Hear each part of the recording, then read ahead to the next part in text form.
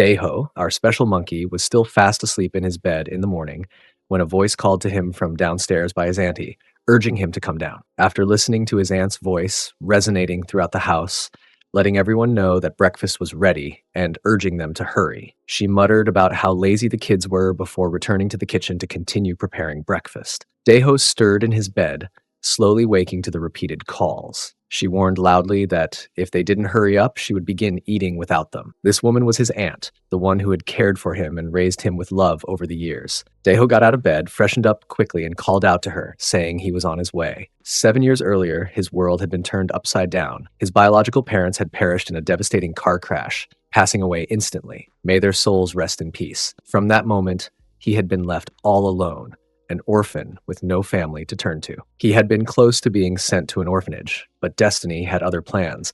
His father's best friend had stepped in, adopting him and welcoming him warmly into their home. It was through this act of kindness that he met his new family. His uncle had brought him home, introduced him to everyone, and from that point on, they had lived together. Now, at 20 years old, Daeho still shared a strong bond with them. As he came downstairs, Daeho was greeted by his cousin, Cha Mia. He affectionately called her Mia Nuna. She was the family's eldest daughter, a college student who was 23 years old. She had always treated him like a little brother, looking after him with genuine affection. Among all his family members, Daeho had the closest bond with her. After exchanging greetings with Mia, he continued toward the kitchen to greet his aunt, who was busy finalizing breakfast preparations. Then he made his way toward his uncle, Cha Young-gu, who was beckoning him over to come eat. Uncle Young-gu had once been his father's business partner and dear friend. Daeho felt forever grateful to him for embracing him as part of their family. His uncle gestured for him to sit at the table. His kind-hearted aunt, Jong-un-ah, bustled around the kitchen, setting breakfast dishes on the table. She was always tirelessly taking care of everyone, her nurturing nature like that of an angel. Her daughter, Cha Mia, was assisting her with breakfast. As they were finishing up, Aunt Jong-un-ah noticed that Sua had yet to come downstairs. She asked her elder daughter, Cha Mia, to go upstairs and wake Sua. Before Mia could respond, Daeho quickly rose from his seat and offered to go instead. As he headed upstairs, his aunt and cousin shared a quick exchange about him.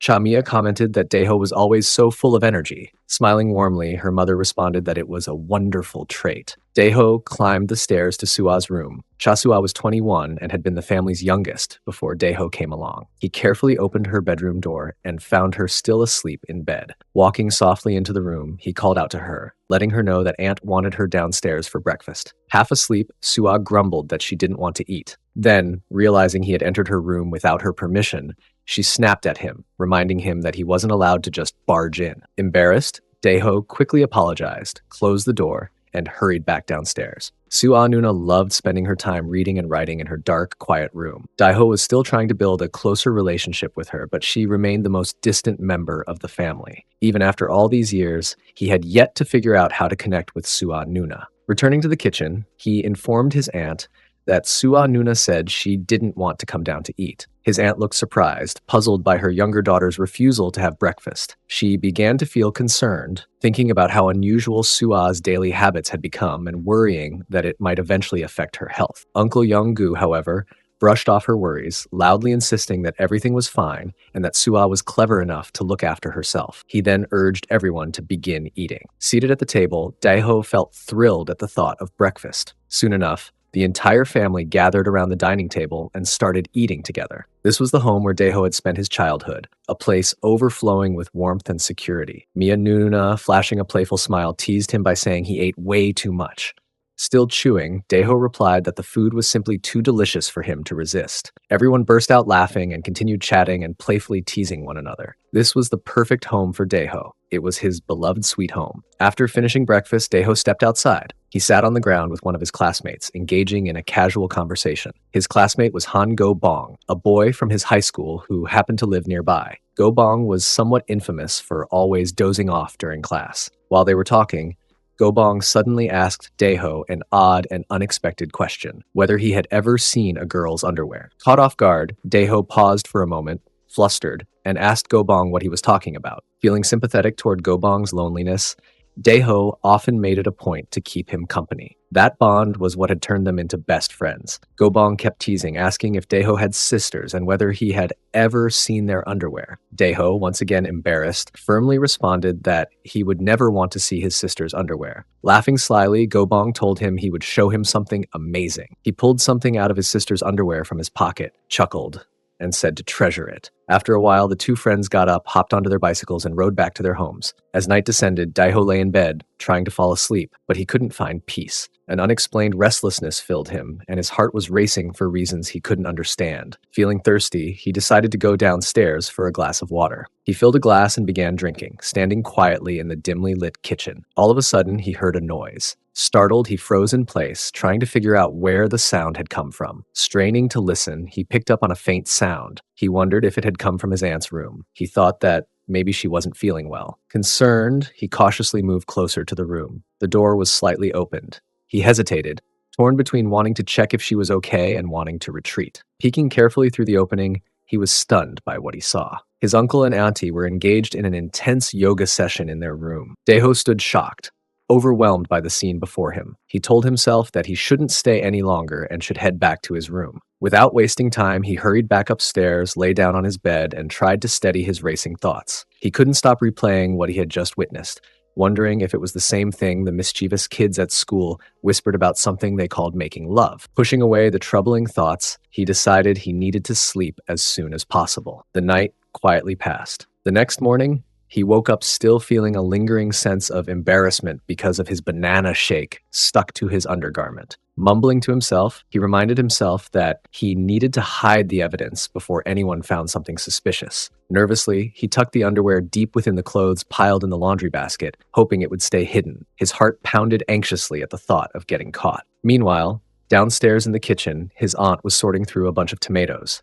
Speaking to herself, she praised her decision to go to the market early, pleased with how fresh the tomatoes were. Before long, her eldest daughter, Mia, came downstairs. Mia cheerfully entered the kitchen and playfully slapped her mother's cake, making her jump in surprise. Startled, her mother gasped and asked if she was already awake and downstairs. Mia just laughed, sat down at the dining table, and teasingly told her mother that her cake was beautiful and still flexible, advising her to take good care of it. She said it all in a bright, joking manner. Still a bit flustered, her mother asked why Mia was wearing Sua's pants. Mia glanced down at herself and chuckled again. At that moment, Daeho entered the dining room. Mia greeted him cheerfully, and his aunt also welcomed him warmly, urging him to come over and sit down. Avoiding eye contact with his aunt, Daeho quietly sat at the table and asked where his uncle had gone. His aunt informed him that his uncle had left for a business trip and wouldn't be back for several days. Feeling a bit relieved, Daeho quietly started eating his breakfast. Soon after, his aunt moved on to sorting the laundry. As she worked, she muttered to herself about how Daeho seemed to be having dreams often these days. She loaded the clothes into the washing machine and switched it on. While folding the remaining clothes, she thought to herself about Daeho's difficult life. Becoming an orphan at such a young age had prevented him from experiencing a normal upbringing like other children. She felt that someone needed to guide him properly through life. She also sighed inwardly about how her husband appeared indifferent to such matters, knowing that it wasn't a good thing. Later that day, Daeho went out to meet his friend Gobong. They met near a small food stall. Gobong, still in his usual teasing manner, promised to show Daeho something even more incredible next time. Daeho quickly declined, telling him not to bring anything anymore. Then, hesitating slightly, Daeho mentioned that he had something he needed to talk about. Summoning his courage, he explained everything that had happened the previous night. Gobong was completely stunned, reacting loudly and dramatically. Panicking, Daeho urgently told him to keep his voice down. Still in shock, Gobong muttered that what Daeho described sounded like the sort of bad things only perverts did, insisting that there was no way Daeho's aunt and uncle were involved in something like that. Feeling awkward, Daeho said that maybe it was wrong of him to even ask, that he was only curious. He stressed that he hadn't done anything wrong. After that, they both headed back to their homes. That night, Daeho lay on his bed, tossing and turning, unable to find peace. His heart felt tangled and restless. Staring at the ceiling, unable to sleep, he suddenly heard a voice. His aunt entered his room, noticing that his light was still on. She asked him if he wasn't sleepy yet. Startled, Daeho quickly responded that he was just about to fall asleep. His aunt then asked if he would like to have a little chat with her. She walked over and sat down on the bed beside him. The situation felt awkward, making Daeho's body stiffen with nervousness. Yet his aunt continued speaking softly.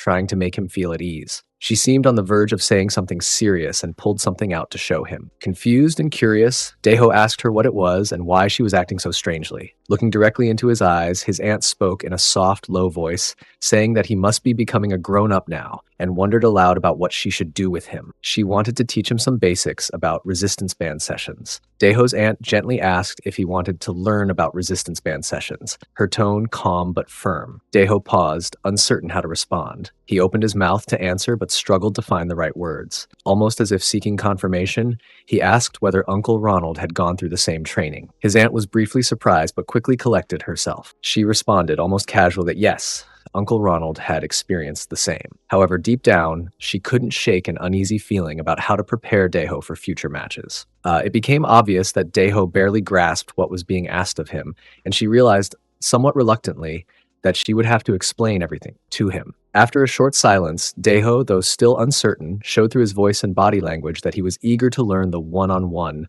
hit techniques. Softly, he said he wanted to learn too. Her mind raced, searching for the right way to begin this sensitive lesson. She felt a nervous flutter, unsure of where to start or the proper method to approach it. It was difficult, and she wondered if she was doing the right thing by teaching him how to train for a yoga session. Still, she pressed on, knowing it was part of Ho's yoga session journey. Finally, after a moment's thought, she asked him if there was a girl he liked. Daeho's cheeks turned bright red because he could only think about his auntie right now. His aunt, seeing his embarrassment, smiled warmly and clarified that she meant anyone he felt close to, regardless of who it was. She watched his expression shift slightly, as though someone particular had entered his thoughts. She called him affectionately and continued, saying she was happy he was ready and that they would take things slowly.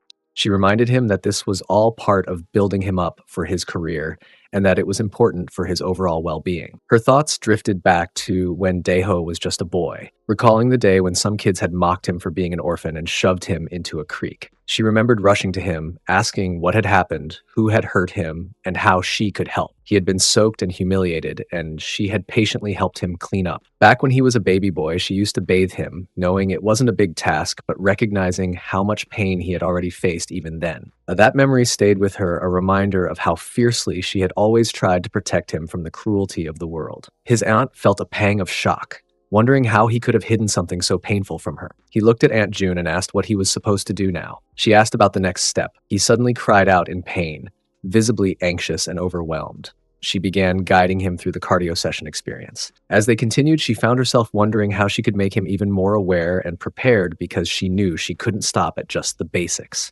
Daeho then asked Aunt June if it was over now. She replied no, and kept reminding herself that once this was done, there would be nothing more left to teach him. This was purely for his professional growth. At the same time, she worried briefly about whether Daeho might think she was a strange woman because of her methods, but she shrugged. The thought of it didn't matter to her, as long as he learned properly. After all, he was already a young man now. After completing the yoga session, his aunt began counseling him. He continued to assure her that he had fully understood everything she was explaining. Eventually, his aunt rose to her feet and, with a tone of trust, told him that she would place her faith in him. He remained seated on his bed, a look of confusion clouding his face, while his aunt quietly left the room. As she descended the staircase, her thoughts wandered. Just as she had anticipated, she concluded that he truly knew nothing. She reflected on his gentle nature and the fact that he had very few friends surrounding him. It was as if he had grown up alone, entirely oblivious to the world beyond its walls. Upon reaching the kitchen, she poured herself a glass of water and drank slowly, still absorbed in her reflections. She felt a deep sense of relief, thankful that she had managed to teach him the necessary lessons in time. Feeling reassured, she returned to her room and soon fell into a peaceful sleep, convinced that she had done the right thing. The following morning, Mia inquired about her father, wondering aloud where he was. Her mother gently explained that he would return the next day. While seated at the dining table, Mia, her curiosity unabated, asked her mother who had eaten her cake. At that moment, Daeho appeared at the dining table and offered a bright good morning to everyone present. Aunt June asked him if he had slept well. An immediate sense of nervousness and awkwardness settled over both Daeho and Aunt June. Feeling unsettled, Aunt June quickly made her way toward the kitchen. Meanwhile, Mia, still at the table, began teasing Daeho, accusing him of having eaten her cake. Daeho repeatedly insisted that he had not touched it. From the kitchen, Aunt June mused that Daeho must have been fully aware of everything that had transpired the previous day. A flush of slight embarrassment rose within her as she returned to the dining table and suggested that since the three of them were gathered, they should go ahead and eat. Following breakfast, Daeho quietly retreated to his room. Later that night, Daeho found his thoughts drifting to Uncle Ronald's impending return the next day. Feeling a surge of restlessness, he rose and made his way toward his aunt's room. He pushed the door open slightly, causing Aunt June to startle and immediately inquire as to who was at the door. Daeho stepped hesitantly into the room and asked if she was still awake. Aunt June, catching her breath and recognizing his voice, asked what was troubling him. After a pause, he finally managed to apologize for waking her, gently assuring her that there was no cause for concern. Daeho eventually started doing resistance band sessions with his aunt. Mia was fast asleep in her room, so Aunt June and Daeho were not worried that anyone would come and interrupt them. Aunt June was worried that someone might come. At one point, Daeho asked her what he should do next, seeking guidance mid-match. Suddenly, Aunt June was caught off guard by one of his yoga session moves and, surprised, asked where he had learned such a technique. Aunt June commented that he was genuinely good at wrestling training, impressed by his skill, and praised him for doing it very well. However, she also warned him seriously that he must never tell anyone about their playful yoga session. Daeho promised that he would not. The next morning, Aunt June was on the rooftop hanging out clothes to dry. She appeared visibly nervous and preoccupied with worry. Inside the house, Mia was trying on new clothes, checking how they looked on her feet, and admiring herself in the mirror. In another part of the house, Sua sat alone in a dark room, working on her computer, completely absorbed. Meanwhile, Daeho and his friend Gobong were outside on the ground, feeding milk to a cat and chatting casually with each other. After some time, Gobong left and went home. That night, Aunt June was cleaning the lounge while Mia prepared dinner. When dinner was ready, Mia called out to announce it. Aunt June came and sat down at the dining table, her expression still full of worry. She mentioned that Sua was once again not coming out for a late-night snack. Mia told her mother to leave Sua alone, but Aunt June expressed her concern, saying she did not want Sua to become stubborn by being left entirely to herself. While eating, Mia asked her mother why their father had not returned, since she had earlier said he would be back that day. Aunt June replied that he had a lot of work to finish and would return tomorrow instead. At the dining table, Aunt June and Daeho both sat nervously, each avoiding eye contact, unable to face one another properly. All of them ate their meal in an awkward, heavy silence. Aunt June kept glancing at Daeho, noticing how nervous he seemed, and this observation made her even more anxious. After the tense meal, everyone retreated to their bedrooms to sleep. Lying on her bed, Aunt June found herself unable to fall asleep. She thought about Daeho, wondering if he was sleeping well tonight. Suddenly, she heard the sound of footsteps approaching. It was Daeho, who had come quietly to her room. He apologized to her, explaining that he wanted to play another wrestling battle. Aunt June was shocked as to why he wanted to do this again. Both started their one-on-one hit training again. She thought to herself that she should probably tell him to stop. Another thought crossed her mind as well, that her husband would be returning home the following day. Eventually, after finishing the session, Daeho went back to his room. The next morning, Aunt June was caught by surprise when her husband arrived earlier than expected. She excitedly called out to the others, announcing that Daddy was home. Uncle Younggu immediately asked about Mia, wondering where she was.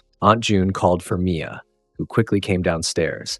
Upon seeing her, her father handed her a box of walnut cookies. Mia was overjoyed, thrilled to receive them because she loved them very much. While Aunt June and Uncle Younggu stood there smiling, they noticed Daeho nearby, quietly drinking a glass of water. He appeared noticeably nervous and uneasy. Younggu asked Aunt June what was wrong with Daeho, but she merely shrugged, choosing not to answer. Instead, she cleverly diverted the conversation by asking him whether he had eaten yet, calling him dear with affection. Still, in her mind, Aunt June could not stop thinking about how Daeho seemed a little disappointed. She began to worry whether she had perhaps done something wrong. Later that evening, after taking her shower, Mia was walking toward her room. She wore her bathrobe and she moved through the house. As she neared her room, she suddenly turned and saw Daeho standing there. She asked him casually what was going on. Daeho, looking hesitant, replied that he wanted to talk to her. She invited him into her room, telling him to come in. Both of them entered Mia's room and sat down together. Once they were settled, she asked him what it was that he wanted to talk about. Daeho hesitated, his voice faltering as he began by apologizing and calling her Mia sis. However, after only speaking half the sentence, he grew nervous again and stopped. Seeing his hesitation, Mia urged him to hurry up and say whatever was on his mind. Finally gathering his courage, Daeho asked if she could help him with the yoga session. Mia was utterly shocked by his request and screamed, demanding to know what he meant. Aunt June was working in the kitchen, thinking to herself that now that her husband was home, Daeho wouldn't be able to visit her anymore. She was also thinking that she had already taught him enough. He was a boy, after all, and he would eventually figure it out on his own. Then she prepared a tonic and brought it to her husband, who was lounging. Meanwhile, in Mia's room, Mia was laughing at his request to play a wrestling match. She was asking him if he seriously wanted her to play a wrestling match with him. He said yes, explaining that he had tried practicing alone, but still couldn't figure it out properly, and he would be glad if she could help him. He was completely drenched in sweat. Mia asked him what was wrong with him, calling him Little One, and wondered if he even knew what it. He said that from what he understood, it was something he was supposed to do to stay healthy. He had heard that if someone were to become older, they needed to do it. Mia got annoyed and asked him if he picked up that nonsense from Gobang. He lied to her, saying yes, that Gobang told him about it. Mia said that she always found that kid creepy. In his thoughts, Daeho was feeling bad for Gobang because he had lied and blamed him, but he couldn't reveal that it was actually Auntie who taught him. He had to keep it a secret. Mia asked him again what exactly he wanted her to do. He suggested that she just lie down still and he would take care of the rest. She agreed, but warned him to finish it quickly because she needed to rest. He thanked her and started setting up for the wrestling match. She told him she would be looking at her phone, so he should get it over with quickly. She couldn't really understand what he was doing and started thinking that this wasn't good. Daeho was getting weirder because he kept hanging around someone like Gobang. Then he started a yoga session, and she got shocked, but couldn't immediately stop him. She thought that he would simply do that, but she was proved wrong. She tried telling him to stop because he was scaring her. He kept trying to convince her, saying he would finish quickly. She was thinking that he is already 20 years old and a grown-up now, so she shouldn't have to be surprised by this kind of behavior. But he still couldn't stop and saying again that he would finish quickly. During the yoga session, he asked her what had just happened to her and why she was screaming. He continued the session, even though she had tried to stop him and failed. After they finished the resistance band session, she became angry at him. She told him he was acting like a little kid and she had just taken a shower and that the whole situation was embarrassing. He remained confused and kept asking her again and again what had just happened. She screamed at him, saying that he really had no idea. They had just had a yoga session. He looked even more puzzled, trying to convince her that he didn't mean anything by it. She scolded him, telling him he didn't even know what he was doing and how strange he was behaving. She then demanded that he leave her room, saying she needed time alone to think. She repeatedly told him to get out. He eventually stood up and went back to his own room. Lying on his bed, he began thinking deeply about the resistance band session with Mia Nuna. He wondered to himself if that meant he and Mia Nuna had to get married now. He also thought that although he didn't fully understand what had happened, it had felt really good. The next morning, Aunt June called the children to come down for breakfast. He woke up, stepped out of his room, and saw Mia standing there. He sat down first, while Mia stood there staring at him. Then she slapped him lightly on the head and began walking downstairs, telling him to hurry up, or she would eat all the delicious food herself. He remained standing there, looking confused. Later, when night fell, he was peeking into Mia's room, watching her as she exercised. Suddenly, he entered the room. Mia got startled and demanded to know what he was doing there. He asked for permission to come inside. Mia smirked, guessing that he probably wanted to wrestle again. He hesitated and quickly denied it, insisting it wasn't like that. She told him she had something to ask because she was very curious and invited him to come closer. He approached her and stared at her silently.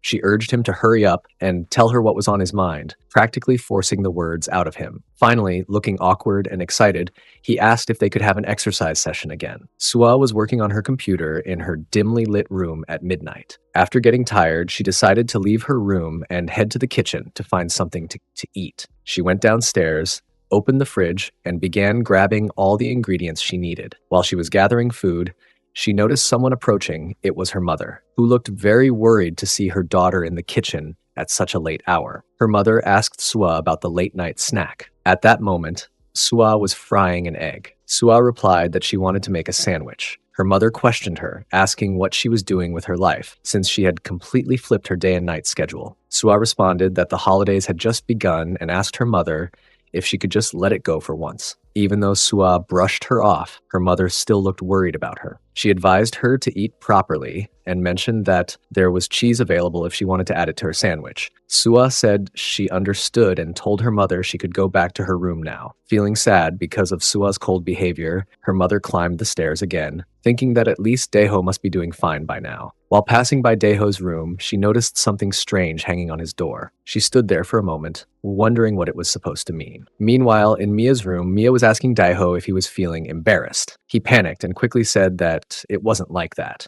In reality, he couldn't believe what had happened the day before. Mia, growing impatient, demanded that he explain himself clearly. He then continued, explaining that when she had told him they had a wrestling match yesterday, he had no memory of what he actually did. Confused, he asked Mia if she was going to have a baby. Mia got even more annoyed at the strange question and asked what exactly he was trying to say. Daeho, still fumbling for words, said that since she was going to have a baby, he thought maybe they should have another yoga session. He honestly admitted that he didn't even know what he had done the previous day, so it felt unfair to even call it a yoga session. Mia stared at him for a moment, then tried to simplify things, asking if he was saying that he wanted to have a proper wrestling session with his sister. She laughed at the absurdity of it. She then asked him what he really thought. Daeho answered that he believed it was something people only did when they wanted to have a baby. Mia shook her head and remarked that the little kid was clearly learning the wrong things. Seeing his confusion, she offered to explain it to him more clearly. Mia also confessed that she didn't think she would ever get the chance to have much experience because she wasn't very popular with boys. She reminded him that he didn't even remember their wrestling session from yesterday. Still confused, Daeho listened as Mia asked if he wanted her to serve him one more time. He asked cautiously if she was sure about it. When he asked whether she would help him again,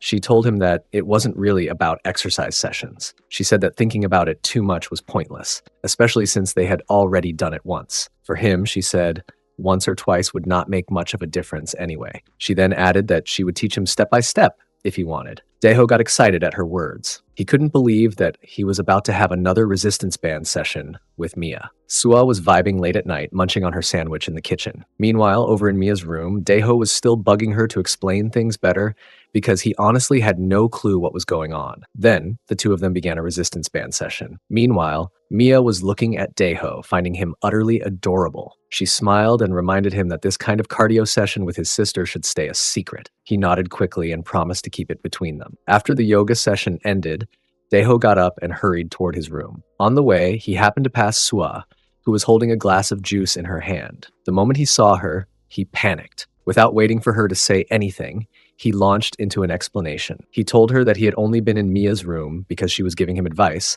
and that she always taught him things everyone in the house knew. Sua simply shrugged, unimpressed, and asked who even said that. She then walked off toward her room without another word. After that, Daeho finally made his way to his own room. On the other side of the house, Mia was lying in bed, tossing and turning, trying to fall asleep. She murmured softly to herself that she still wasn't satisfied. Later that morning, Mia woke up looking visibly exhausted and deeply unsettled. A lingering sense of dissatisfaction was written all over her face. As she moved about, she couldn't help but reflect on how poorly she had slept, unable to understand what exactly was wrong with her or why she was feeling the way she did. The confusion stirred frustration within her, an uncomfortable mix of emotional unrest and dissatisfaction. She found it oddly comical, even ridiculous, yet still couldn't shake the weight of it. As she headed downstairs, her mind continued to churn with indecisiveness, unsure of what she should do about these emotions. Reaching the kitchen, she found her mother already there, preparing breakfast. Her mother noticed her and casually commented on how late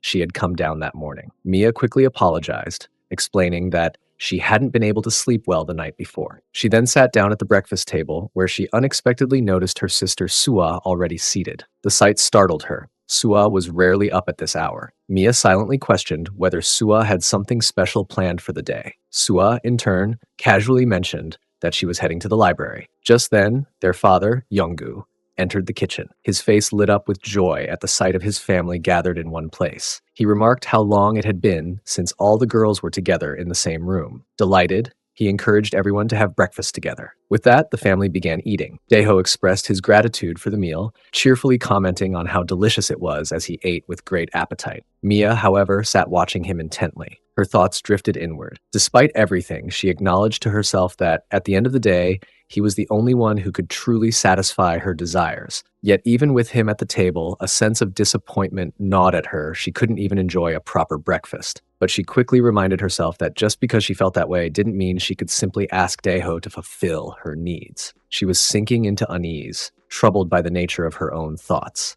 Everything felt increasingly complicated and disturbing. After breakfast, Sua stood up, got ready, and walked toward the main entrance. As she slipped on her shoes, she casually informed their mother that she was heading off to the library. She left the house despite the intense heat outside. From her bedroom window, Mia watched Sua walk away. With their father gone on a business trip, Mia realized that her mother would now be alone in the house. She began to wish her mother would leave the house too. She needed privacy to carry out her plans. With that thought in mind, she walked over to the kitchen where her mother was sorting vegetables. Mia cautiously asked if her mother wasn't planning to go out that day. Her mother seemed confused by the question, prompting Mia to bring up the topic of her old flower arrangement classes. Her mother responded that it had been quite some time since she had attended those classes. Hearing that, Mia quickly began trying to come up with more excuses to encourage her to leave the house. She asked why her mother didn't consider going to the supermarket to buy better side dishes, especially with Dad returning from his business trip soon. Her mother appeared surprised by the suggestion and asked whether the current side dishes weren't already good enough. Mia agreed that they were fine, but pointed out that there was no meat left at home. She emphasized that if her mother wanted to cheer up Dad when he returned, she should cook him something nice. Mia continued to come up with excuses, gently but persistently trying to persuade her mother to go out, all so that she could have some uninterrupted private time at home alone with Daeho. Her mother looked confused and asked what she meant by meat. Mia suddenly became nervous, realizing that her mother already had plenty of meat stocked at home. She tried to cover it up quickly and suggested that perhaps her mother should go and buy some ribeye meat and cook it for their father. She added that she felt sorry for him because he had been losing weight lately. Her mother considered the idea for a moment, then agreed and said she would be right back. Picking up her bag, she left the house. Mia's face lit up with excitement. Her plan had worked perfectly, even more smoothly than she had anticipated. There was no one at home now. The house was finally empty. She felt a thrill of success as she made her way to her room. Inside, she chose a pretty dress and began getting ready. Staring at her reflection in the mirror, she wondered whether her appearance was good enough. As she stepped out of her room, she considered her next move. If she teased Daeho for a while dressed like this, he wouldn't be able to resist, she thought. All she would have to do was pretend she couldn't resist either. She hurried down the hallway toward Daeho's room, heart racing with anticipation. Just as she reached his door, it suddenly opened from the inside. Daeho stepped out, already fully dressed and appearing ready to head out. He looked surprised to see Mia standing there and asked what she wanted. Mia, slightly taken aback, asked where he was going. He casually responded that he was on his way to meet a friend and asked if something was up. His reply left him visibly disappointed. She responded with forced casualness, saying that it was nothing, that she just thought they could spend some time together since they were alone at home. But Daeho didn't seem to pay much attention to her words. He simply said he would be heading out and walked past her. Mia stood there silently, watching him leave. Her thoughts were filled with frustration and confusion. This wasn't how she had imagined things would go. Meanwhile, Daeho rode off on his bicycle, heading to meet his friend. But as he pedaled, his mind kept drifting back to Mia. Her expression, her tone, her sudden appearance in the hallway, all of it played back in his thoughts. Then, all at once, the realization of what Mia had meant finally hit him. He abruptly stopped his bicycle, his heart pounding. At that moment, he made a decision he had to go back home. Back in the house, Mia was lying on her bed, feeling bored and disappointed. Her plan had failed, and now she was stuck with nothing to do. Suddenly, her bedroom door opened. She sat up, startled to see Daeho standing there. Surprised, she asked why he had come back. Daeho replied that he had returned to hang out with her. She looked at him with renewed interest and asked what he thought they should do now. They decided to play a game of Jenga. It was Mia's turn, and she ended up losing the round. Daeho laughed cheerfully and teased her, claiming victory. Mia responded by reminding him that since he had won the game, it was his right to make a wish. Daeho agreed, acknowledging that this was, after all, the game of wishes. Mia reminded him gently that the wish had to be something he could do within the boundaries of the room they had agreed on that earlier. He hesitated for a moment, inwardly debating whether he should really ask for the wish forming in his mind. Deep down, Mia already knew she had only pretended to lose the game, subtly guiding things in this direction. Eventually, Daeho expressed his wish. He wanted a kiss from her. Mia looked at him with a mix of surprise and disbelief, questioning whether he truly meant for them to engage in that kind again. She admitted she had been researching it on the internet, and that although she used to think such things were wrong, she had come to realize it wasn't as bad as she had originally believed. Still, Mia commented critically on how the internet had corrupted the minds of so many young people. She told him she couldn't grant that wish, not because of how she felt in the moment, but because it might lead to more difficult consequences in the future. Her refusal left Daeho visibly disappointed. Sensing his dismay, Mia encouraged him to make another wish, assuring him that she would listen and be open to anything else he wanted. She gently asked whether there was something else he wished to do with his Nuna. Nervously swallowing his emotions, Daeho gathered his courage and expressed a new wish he wanted to wrestle with her. Mia gave a small, knowing smirk. She thought to herself that, in the past, she never would have suggested such a thing. But considering they had already done it once before, she felt that she could no longer deny him. She was determined to fulfill his wish. As she began to remove her clothes, Daeho offered to help her with it. Amused, she asked if he had seen such things online, to which he hesitantly admitted that he had, but only because he genuinely wanted to try it. She told him to go ahead. Internally, she questioned why she was feeling so shy, considering everything. They began their yoga session. During their late-night yoga session, Mia began to guide Daeho through some basic techniques, and she emphasized the importance of being careful and mindful. As they continued, she commented on how quickly he was learning, though as the moments passed, she began to feel an odd sensation building inside her. Memories started to flood her mind like a wave. A stream of flashbacks overtook her thoughts. She remembered how close she and Daeho had always been since childhood, like real siblings. They had supported each other through everything, shared meals, played together, and laughed as time slipped by effortlessly. Now they were engaged in something entirely different, something far from innocent. She observed how Daeho seemed to be enjoying it more and more, looking genuinely pleased, which made her feel increasingly awkward. Unable to hide her surprise, she asked him why he was so good at it. In response, he asked if he could kiss her, questioning why she kept pushing him away. She told him that a kiss was something meant for a girl one truly liked, and in her mind, she was struggling. She thought she couldn't take Daeho's first kiss. But suddenly, Daeho reached out, holding her firmly, and kissed her without warning. The unexpectedness of it left her stunned. She was overwhelmed by panic and disbelief, asking him if he had really just kissed her. Just then, the front door opened. Their mother had returned home. As she stepped into the house, she sensed something was off, pausing for a moment with a curious look. She placed the grocery bags on the kitchen counter and called out as she began climbing the stairs, mentioning that it would be helpful if Mia could assist her with trimming the onions. Reaching the second floor, she approached Mia's room and gently knocked on the door, calling out to see if Mia was inside. Mia panicked the moment she heard her mother at the door and quickly called out, pleading with her not to open it. Her mother, surprised and confused, paused outside the door, wondering what could possibly be going on inside. Mia tried to explain that she was busy with something private and once again begged her mother not to enter. Her mother, clearly embarrassed by the unexpected declaration, simply apologized and said she would be in the kitchen, asking Mia to come down later. Meanwhile, her mother, standing in the kitchen and washing vegetables, began to worry quietly. Mia entered the kitchen moments later and offered to help. Her mother, still deep in thought, asked her to assist with trimming onions. Mia responded quickly and asked her mother not to say anything further. Her voice carried a strange tension. Her mother, clearly still concerned, told Mia that she had something she wanted to ask her. But before she could continue, Daeho came downstairs, now fully dressed and ready to go out. He informed his aunt that he was heading over to visit Gobong and that he would return soon. Then, without waiting for a reply, he left the house.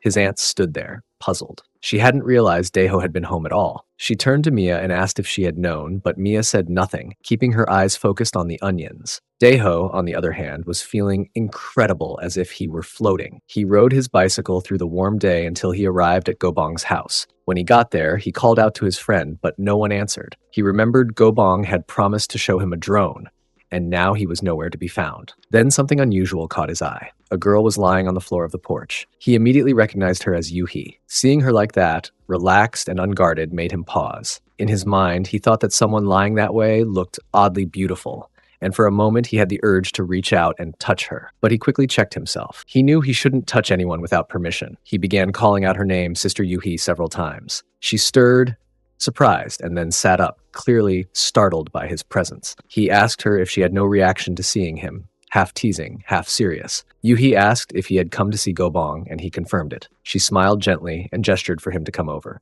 She explained that Gobong had said the drone needed repairs and wouldn't be available just yet. She then offered him a drink, and they both sat on the porch, the afternoon heat wrapping around them like a blanket. As they sat together, Yuhi casually mentioned that it would be nice to go to the sea on a day like this. Daeho, meanwhile, was staring at her, his thoughts drifting. He took a breath, hesitated for a second, and finally gathered the courage to speak. Holding a can in his hand, he asked her something unexpected whether she had ever tried a yoga session. Yuhi was completely taken aback. The question caught her off guard, and for a moment, she didn't know how to respond. She looked completely unable to say a word. Daeho mentioned that people often do resistance band sessions together, so she could give it a try too. He then asked if she had ever done it before. His question seemed to unsettle her. Still waiting for a reply, Daeho asked again, this time wondering aloud if she had a boyfriend. Yuhi paused for a moment before quietly answering that she didn't. He then asked if he could ask her something else, and she replied by asking what it was. He proceeded to ask whether she would be interested in doing a resistance band session with him. Once again, Yuhi appeared shocked. He went on to explain that when a man and woman like each other, they can work out together as much as they like. He told her that he liked her and wanted to do it with her, but only if she felt comfortable. He was taken aback by his words. She apologized and said she was a little busy at the moment.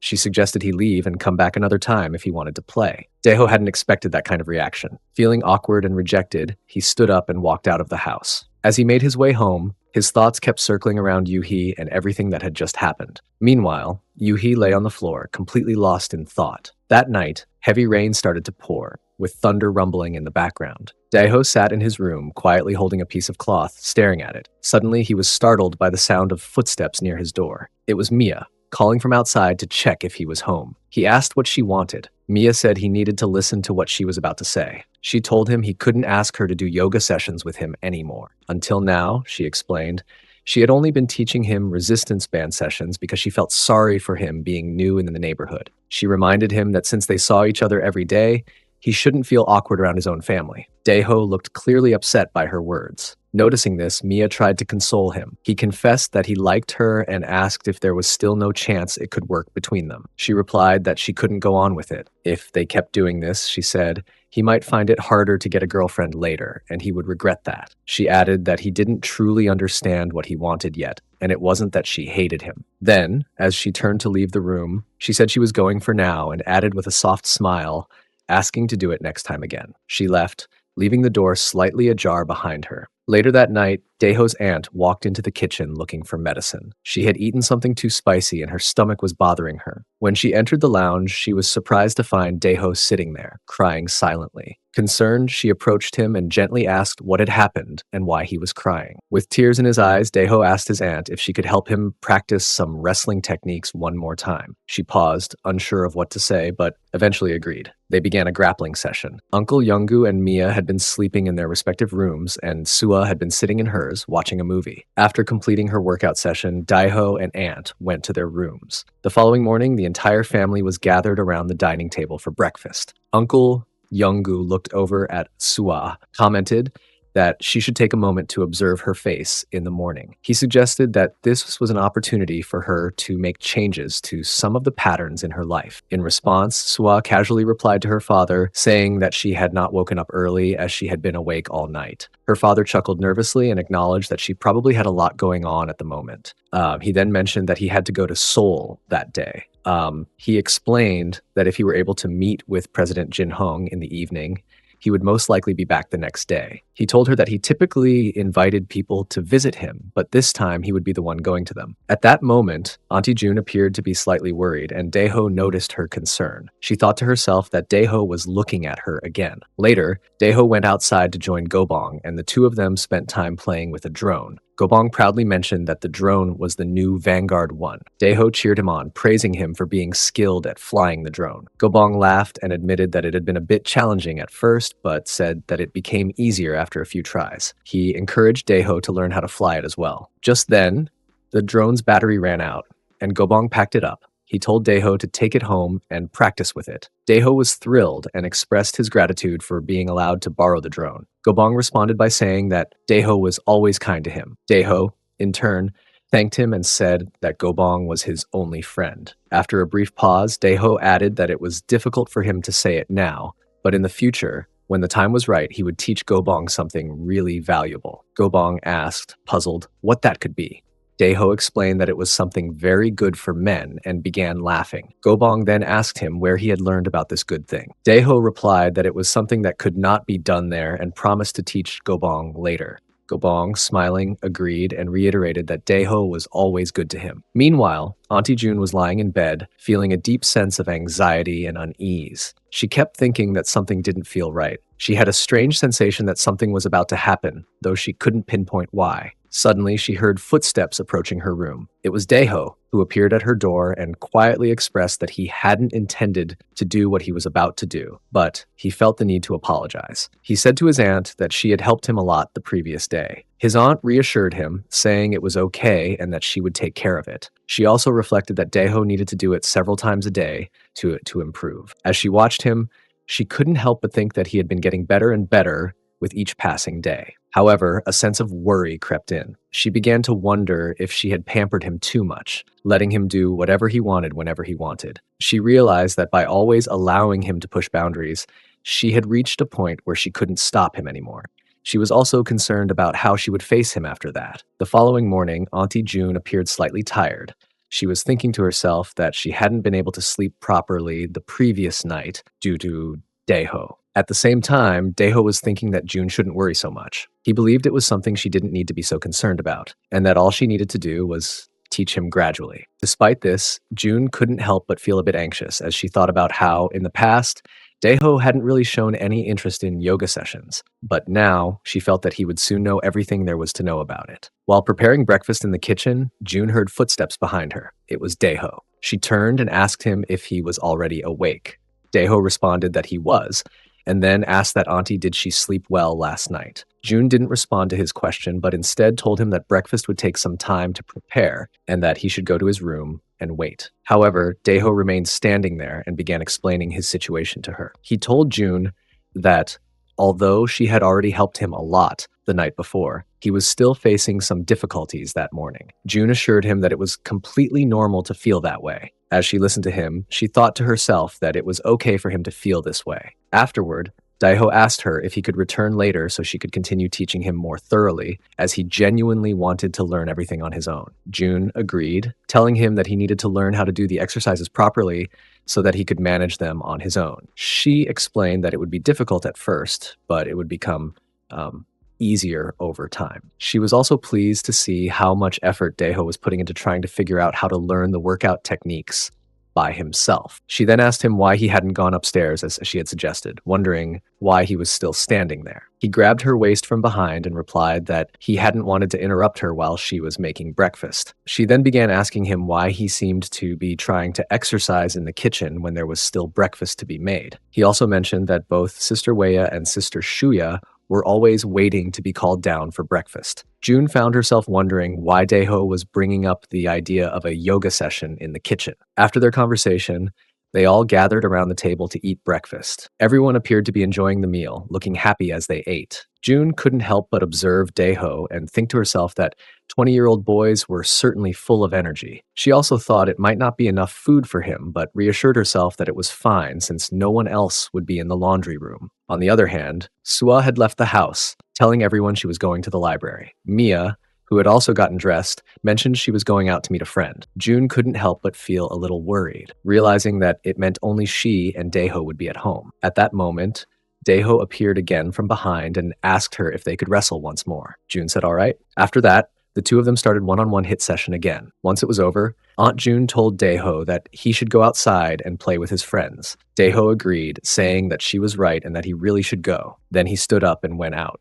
June sat down, feeling uneasy, and started thinking that this had already been the third time they had gone through that one-on-one hit session today. When she included what had happened the previous night, it added up to over 4 times in total. That realization made her seriously worried. She thought to herself how intense and overwhelming it was to deal with a 20-year-old boy. She wasn't sure whether she'd be able to manage someone like him or whether she could properly guide and educate him. At the same time, Mia was lying on her bed, scrolling through her phone. She was thinking to herself, somewhat surprisingly, that Daeho had actually listened to the advice she had given him. She also figured that he was probably still having a hard time, since he didn't seem fully satisfied yet. But she reminded herself that it was no longer her concern. She thought that it wasn't her responsibility to help him anymore and that he needed to be accountable for his own issues. The next morning, everyone gathered together to have breakfast. Uncle Younggu mentioned that he needed a day of rest after returning from his business trip. He said that his body wasn't the same as it had been when he was younger. Aunt Jivan agreed and told him to take a day off and stay home, promising she would cook something delicious for him later. Sua then told her mom that they should eat something other than meat for a change, maybe some vegetables. She said she didn't want to gain weight. Mia disagreed, saying that Sua was being ridiculous and that meat was the best. She then asked her mom if she could cook some sirloin steak. Sua questioned Mia, asking if she didn't worry about getting fat. Mia responded by saying that it was ridiculous to think she would gain weight, and added that South American women were twice her size, asking if she was wrong. Their mother scolded them gently, saying that girls shouldn't be discussing those kinds of things during a meal and should just focus on eating instead. After finishing breakfast, everyone went back to their rooms. Daeho was in his room, trying to practice flying his drone. Later, he took the drone with him and decided to head to his friend Gobong's house. But when he arrived, he noticed that the front door was blocked, and it looked like Gobong wasn't home. He guessed that his friend had gone out somewhere. Just then, he saw Yuhi arrive at the house on her bicycle. The two of them went inside and sat down together on the porch. Yuhi told Daeho that Gobong had gone to visit his maternal grandmother. Daeho said that he understood and that he would come back later when Gobong returned. She mentioned that Gobong was going to stay overnight at his grandmother's house. Hearing this, Daeho stood up and told her that he would leave the drone there and asked if she could give it to Gobong once he was back. As he was walking toward the door, Yuhi suddenly stopped him. He turned around and asked what it was. She looked nervous and anxious, clearly struggling to speak. After hesitating for a moment, she finally asked if he had already done his workout training for the day. Daeho replied that he had. She asked him what he had done with his Nuna. He replied yes. She also requested him to have a resistance band session with her too. He was looking shocked and stunned by hearing that. She told Daeho that she had never done a yoga session before. He seemed a bit surprised to hear that, even though he already had some idea about it. She then requested him, saying she would be really glad if he could teach her some workout techniques. At the same time, Daeho told her that if she didn't feel comfortable with the idea, she could always change her mind and just go back home. But she told him that she would go through with it. After that, she went to take a shower. While she was in the bathroom, she began thinking to herself that deep down, she had always known this moment would eventually come. She wondered if it might actually be okay for her first experience to be with Daeho. Meanwhile, Daeho was reflecting on the situation too. He told himself that working out wasn't really a problem when he had done it with Mia Nuna, but doing it with Yuhi Nuna would be his first time. He realized it felt completely different now. Then he tried to motivate himself, thinking that he needed to stay calm and composed and that he had to do a good job. He told himself that he would give his best effort and teach Yuhi Nuna the most effective wrestling techniques he knew, and also because it is Yuhi Nuna's first time, he had to be more careful about that. After a while, Yuhi appeared and apologized to Daeho for making him wait a bit longer than expected. He told her that it was perfectly fine.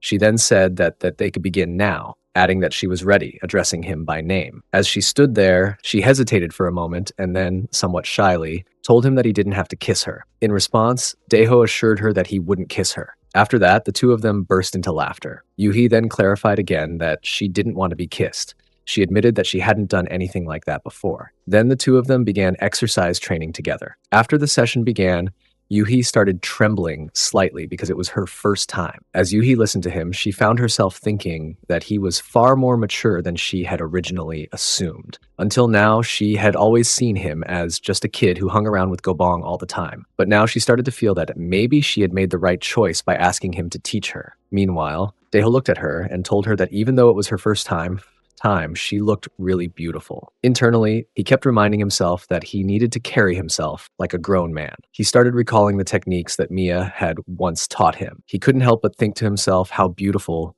Yuhi looked at that moment. After they had completed their cardio session, Daeho apologized, saying that he should have been more careful. Yuhi just laughed and told him that it was fine after all. Daeho responded by saying, all right, he would head out now. Both of them felt incredibly awkward and nervous after everything that had happened. Before he left, she thanked him sincerely for what he had done for her that day. Her voice was soft and mild as she She said goodbye and told him she'd see him next time. While walking home, Daeho felt a strange mix of emotions. It felt to him as though he had just solved a very difficult problem. He thought about how, despite having worked out with Mia Nuna before, this time had been different.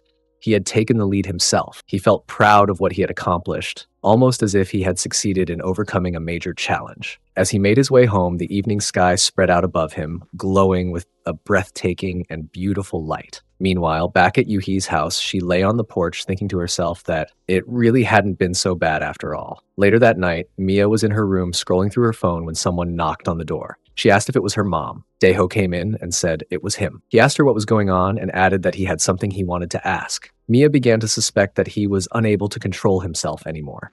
She thought to herself, somewhat annoyed that she was sorry to disappoint him, but his Nuna wasn't such an easy woman. Mia suddenly started getting annoyed. He asked her why she was getting so angry, and she, already suspicious, questioned him directly, wondering aloud if by any chance he had a yoga session with someone else. He seemed caught off guard and began asking her what she meant. She raised her voice and demanded that he speak directly and tell her the truth about what was going on. He hesitated, struggling to form his words, and eventually said that the situation wasn't exactly what it looked like. She screamed once again, insisting that he reveal the identity of the person he had done the workout training with. He replied firmly that it was something he couldn't disclose. Her expression shifted into shock upon hearing his response. She couldn't believe he had actually gone through with it. She continued questioning him persistently, repeating her demand to know the identity of the person, but he maintained his stance, saying that he was sorry, but he didn't think he could ever give her that information. She smirked at his answer, clearly frustrated, and sarcastically responded that carried a mix of disbelief and mockery. Then she accused him of messing up the session because he didn't know what he was doing, implying that he lacked proper knowledge of the home yoga session techniques. He admitted that he had not learned that part yet. She burst into laughter, telling him that he needed to be very careful with these things. Then she began explaining all the instructions related to the wrestling exercises, reminding him of what she had already told him in the past. She offered him advice, emphasizing that he needed to have his partner's consent before engaging in any kind of physical interaction. Doing things carelessly could lead to misunderstandings or unintended situations. She then went on to describe various techniques that seemed simpler and more appropriate, carefully explaining everything in a way that was easy to follow. After finishing, she asked him if he had understood everything she had just explained. He told her that she had made everything easy to grasp by using simple and clear language. Then, with a more serious tone, she said that she was merely trying to teach him something, and now that the lesson was over, he should leave and return to his own room. He thanked her sincerely and quietly walked out of the room. As he left, he thought to himself that she really was a strict person. The next morning, Auntie June was calling everyone downstairs, saying that the meal was ready. Mia stepped out of her room and saw Sua standing nearby with a rather strange expression on her face. Mia asked her if she was eating breakfast more regularly or enjoying it more these days compared to before. Sua casually replied that it depended on her appetite and its natural cycle. She added that since it was summer vacation, things were a bit more relaxed, and breakfast didn't feel as annoying or inconvenient as it usually had. While they both started heading downstairs together, Sua admitted that her mornings were generally boring, which made breakfast feel less of a hassle. But deep down, her mind was preoccupied with the things she had seen earlier. Sua had witnessed the two of them doing a nasty session together, and despite trying to shake the thoughts from her mind, she couldn't help but think about it as they walked. Soon everyone gathered at the dining table. Sua asked her father to pass her a plate. Auntie June had prepared a special meal that morning and was modestly saying that she wasn't sure how it would taste, urging everyone to try it quickly while adding that she had been improving her skills. Everyone at the table began praising the appearance of the food, commenting on how delicious it looked. Auntie June smiled proudly and mentioned that watching professional cooking shows had helped her improve. Meanwhile, Mia sat at the table looking slightly confused, lost in her thoughts. Suddenly, an odd suspicion crossed her mind. She wondered if Daeho had perhaps worked out with her mother. Then she immediately shook the thought away, telling herself that her brain was overreacting and she was just reading too much into things. Still, she couldn't help but feel like everything was Daeho's fault. Daeho, who was also sitting at the table having his breakfast, remained quiet. Without saying much, Mia stood up and told everyone that she was going to meet a friend, then walked out of the house. As she stepped outside, she noticed a girl standing by the entrance. She asked the stranger who she was, prompting the girl to ask about Daeho. Mia replied that she knew him, and then asked what business the girl had with him, wondering aloud if he had done something wrong. The girl calmly introduced herself, saying she was the sister of Daeho's best friend and that she was there to see him. Mia's eyes widened slightly in recognition, and she asked if the girl was Gobong's sister. The girl nodded and confirmed that she was indeed Gobong's Nuna, adding that her name was Yuhi. Mia stared at her in silence, unsure of what to say next. Both of them entered the house together. Mia called out for Daeho, and upon hearing her voice, he came out and asked what was going on. She casually told him that a pretty guest had arrived and that he should come out because someone was waiting for him. Daeho was surprised and asked what she meant by a pretty guest. Mia replied with a teasing smile that he would find out once he stepped outside. He thanked her, saying, "Okay, thanks, Nuna," and started wondering who it could possibly be. Just then, Aunt June appeared and asked Mia who had come to visit Daeho. Mia quickly responded that it wasn't something her mother needed to know, assuring her that she would take care of Daeho herself. She then headed toward her room, leaving her mother slightly unsettled. Aunt June stood there, beginning to worry about Mia's strange behavior, thinking to herself that she had no idea what her daughter was up to. Meanwhile, Daeho stepped outside to see who had come to see him. The moment he saw Yuhi Nuna standing there, he was taken aback. Yuhi greeted him with a smile, asking how he was doing. Still stunned, he asked her if something had happened. She suggested they go for a walk and talk somewhere outside, and he agreed. The two of them left together. On the way, Yuhi asked him if he had been surprised to see her. Daeho admitted honestly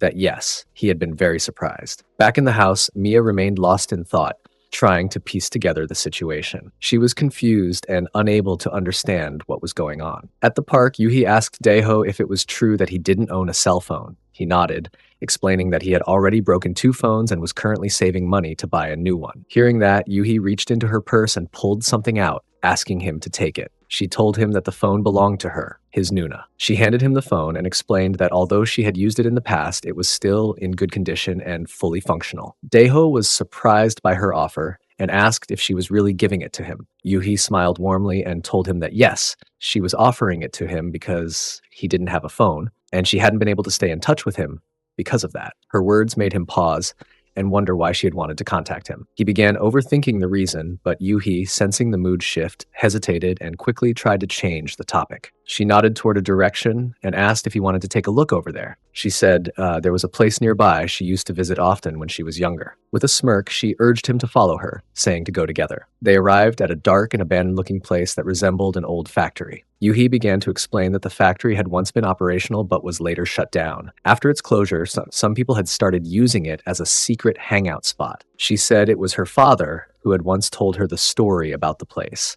Daeho expressed his surprise, saying he never imagined a place like that existed nearby. Yuhi told him that she had once come there with Gobong when they were younger. She recalled that Gobong had found the place terrifying and never returned after that visit. But in contrast, she admitted that she actually liked the eerie, ruined factory. She then turned to Daeho and asked if he found the place scary. He shook his head and said not really, that he wasn't scared. Yuhi gave him a playful look and began to comment on his demeanor, saying that he looked very manly. But then, all of a sudden, Daeho noticed that her expression began to change. She looked slightly agitated and abruptly asked him if he wanted to kiss her. Daeho was completely shocked by the question. Yuhi said she had just been wondering whether he wanted to try it, and added that this time, she wouldn't avoid it. Without further hesitation, Daeho reached out, pulled her close, and asked her to come closer. And then, they kissed. He asked her what your thoughts were about having a resistance band session here. She said that she was okay with this idea.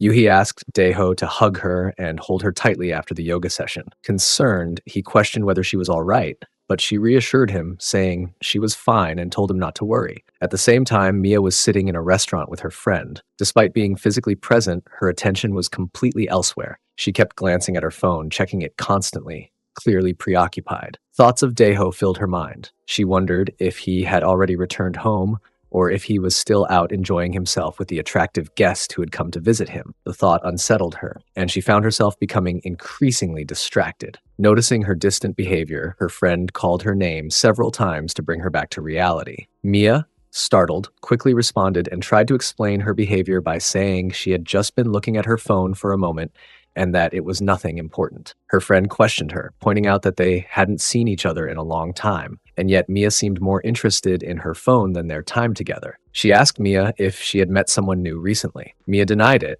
saying she had been at home since the start of the holidays and had no opportunity to meet anyone. Wanting to avoid further questions, she quickly stood up and told her friend she was going to the bathroom and would be right back. As Mia walked away, her friend kept her eyes fixed on Mia's phone, which was still in her hand, growing more suspicious of her odd behavior. Elsewhere that evening, Daeho and Yuhi were walking together down the street. They were laughing and seemed to be having a genuinely good time. Their body language suggested comfort and familiarity. Unexpectedly, a bus stopped across the street, and both of them were taken by surprise when they saw someone step off. It was Gobong, and his face was filled with shock, confusion, and amusement all at once. Upon seeing them together, he immediately questioned what the two of them were doing there. Gobong, completely stunned, asked Yuhi why she was walking with Daeho there. Yuhi, clearly flustered, began making excuses, insisting it wasn't what he was thinking. She explained that she had run into Daeho on her way to the city and had been worried when Gobong didn't show up. Daeho joined the conversation,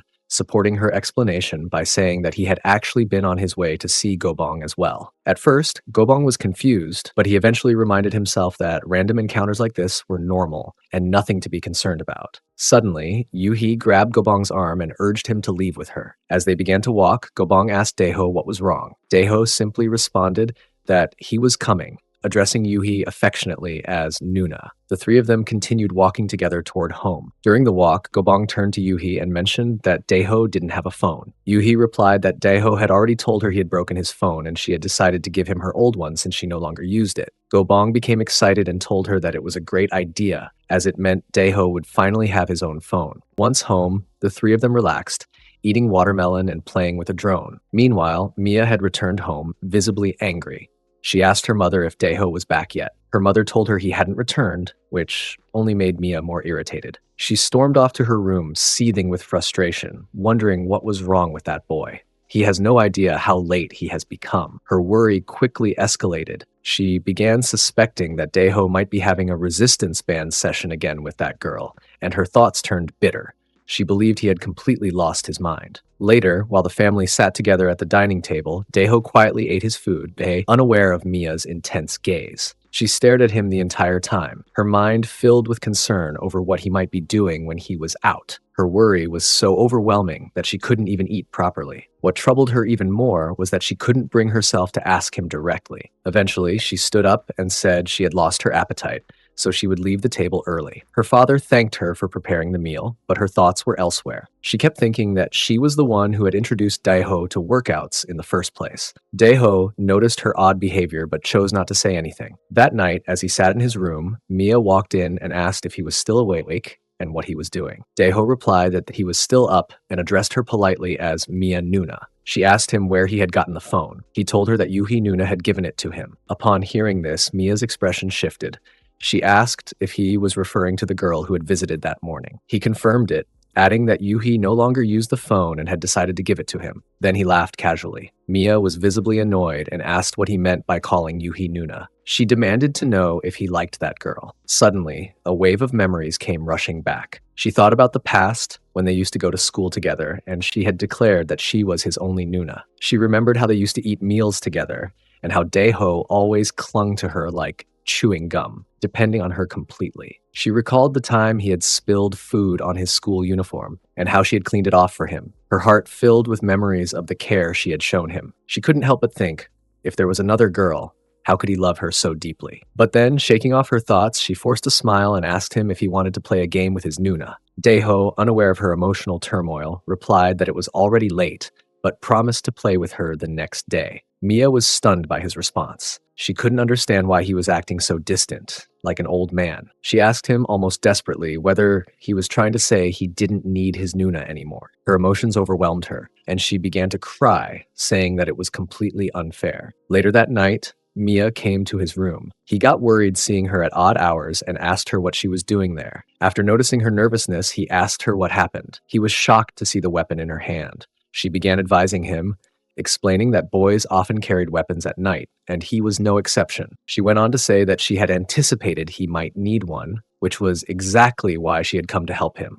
She then asked him if she could help him put the weapon on. He was shocked and reminded her that the last time they had spoken, she had clearly said they would no longer be doing yoga together. In response, She clarified that this one-on-one hit session was only intended to teach him a few additional techniques. After a while, she told him that they should stop the yoga session there, as it would be breakfast time soon. He nodded and agreed, responding with a small smile. He added that he enjoyed kissing her, and then laughed. She was saying that it felt like he had finally come back to where he belonged. She, too, found herself thinking that perhaps she was indeed the one Daiho valued the most, and that maybe this was how things were meant to be. Still seated, he urged her to get up and head downstairs first. She told him that he should go ahead, saying that she was going to take a shower before joining them for breakfast. Before leaving, she reminded him not to think about anyone else but her. It was said softly, yet with a quiet seriousness that lingered. At the breakfast table, everyone gathered around. Uncle Youngu mentioned that he would be going on another business trip to Seoul next week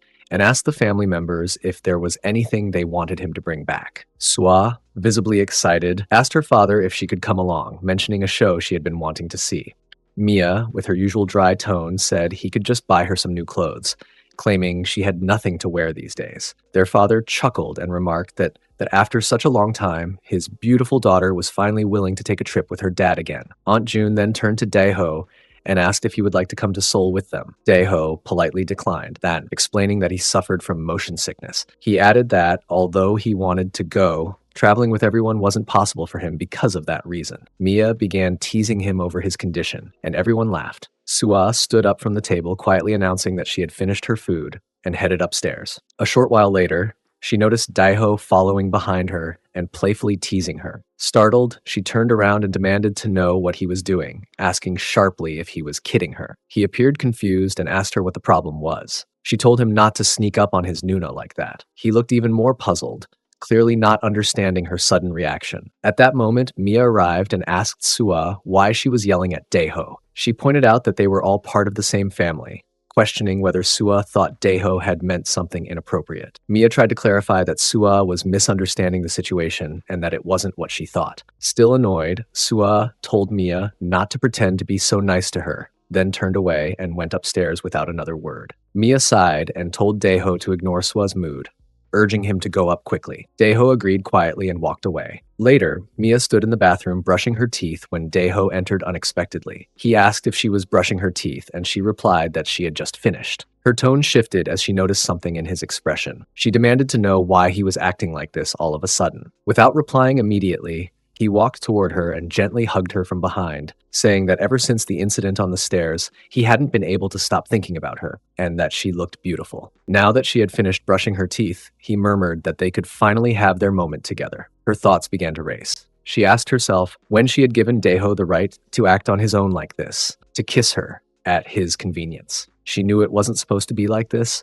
but by now it already felt too late to push him away. He looked at him and asked what he thought he was doing, reminding him that they were still in the bathroom. He asked in return if they could just stay like this, right there. He admitted that he couldn't hold back anymore and wanted to be close to her right. Just then a knock came at the bathroom door. It was Sua, calling out and asking if Mia was inside. Mia quickly responded that she was, while she and Daeho exchanged worried glances, caught off guard by Sua's sudden interruption. Mia firmly told Sua not to open the bathroom door. She added that she would need some time before coming out and asked her to come back later. Sua, sounding annoyed, questioned why Mia was taking so long just to brush her teeth. Mia, trying to deflect the question, asked rhetorically who said that brushing teeth could only be done in the bathroom. She told Sua she would simply have to wait a little longer. Sua, increasingly frustrated, asked how Mia could intend to stay there for so long. Mia responded curtly, suggesting that Sua should just use the other bathroom and leave her alone. Sua protested, saying she didn't want to use their parents' bathroom and insisted Mia answer her directly, demanding to know how long she was going to stay inside. Mia, exasperated, told her that she was being unusually persistent today and repeated that she should use the other bathroom because she would be in there for a while. Sua continued, accusing Mia of avoiding a simple question. She pointed out that Mia had been dodging the issue from the beginning and told her to just give a straight answer. Then, in a firmer tone, she asked again how much longer it would take. Mia, now clearly agitated, responded that she didn't know and reminded Sua that she had already explained the situation. She pleaded with her to stop knocking on the door, saying it was making it hard for her to concentrate. Sua, now concerned, started to wonder if Mia might be experiencing constipation. Mia, slightly flustered, insisted that wasn't the case. Sua replied that if it wasn't, then why was she making so much noise? Mia tried to explain, saying she had been trying to say something else entirely, but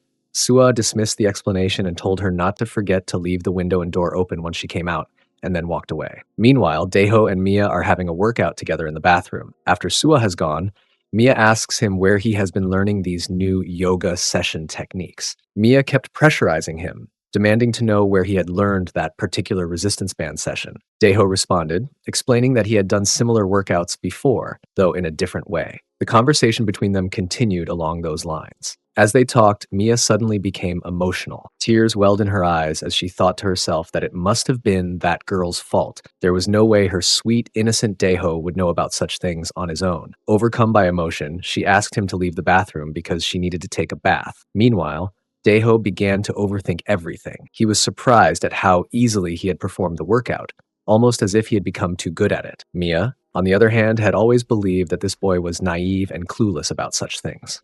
But now she began to worry that if things continued like this, he would surpass all expectations and improve beyond recognition. Later, after finishing her bath, Mia went to her room, lay down on the bed, and started reading a book. But as the heat lingered in the air, she thought it might be nice to have an ice pop. She got up and made her way to the kitchen. Just as she reached the fridge, Daeho appeared and asked where she was going. She replied casually that she was heading to the fridge to get an ice pop. Daeho, clearly excited, suggested they go together because he also wanted one. Seeing him sticking by her side again, Mia smirked inwardly, feeling that perhaps she had succeeded. Once more, he was clinging to her like gum, and that gave her a sense of comfort. She thought to herself that things seemed to be going in the right direction, just as she had hoped. He was staying close to her again. She silently questioned what someone like Yuhi could possibly mean to Daeho, especially when he was right here with her. Daeho began teasing her playfully as they both searched through the fridge. She asked him which one he wanted, ice pop or something else, and when he pointed to a specific one, she grabbed it and handed it to him, saying it was for him. He thanked her warmly. Just then, their mother appeared from behind. She asked if she could have one too, and Mia handed one over. Mia turned to her and asked, half jokingly, how she managed to keep working so much when it was so hot outside. Their mother responded with a tired smile, saying it was because the whole family was home during the holidays that she had so much work to do. She added with a bit of humor that even in this weather, no one seemed to eat any less. With a playful smile, she remarked that feeding all 5 of them was no easy task,